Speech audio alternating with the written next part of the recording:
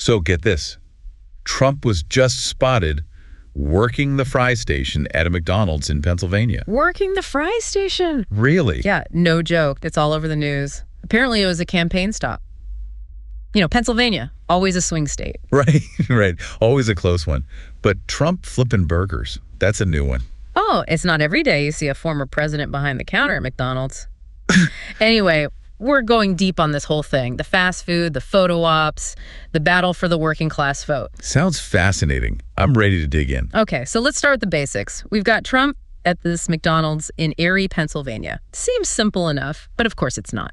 We found articles from all over Politico, Fox News, Town Hall, you name it. And what are they saying? What's the general consensus? Well, everyone agrees it's a pretty obvious play for the working class vote. Trump's trying to show he's one of them.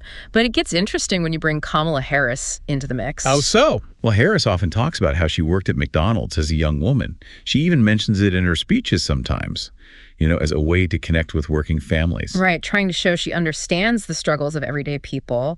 It's a common tactic for politicians, but it can be a double-edged sword. Exactly. Because now you've got Trump's campaign using it against her.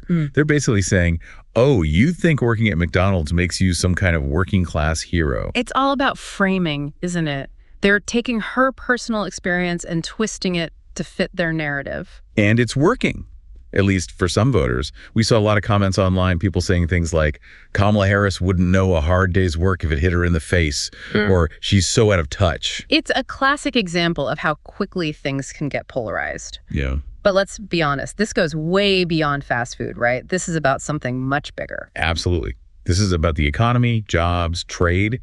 It's about who can convince working class voters that they have their best interests at heart. Exactly. And both campaigns have very different strategies for appealing to this demographic. So let's break it down. Let's talk about some of these policy differences. Yeah. What are we seeing from Trump versus Biden-Harris? Well, a major difference is their stance on trade deals.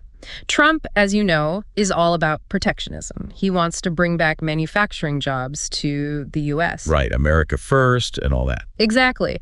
He argues that these trade deals, like NAFTA, have hurt American workers. Biden-Harris, on the other hand, they support free trade agreements. They say they can actually be beneficial for American workers. So it's like two completely different philosophies.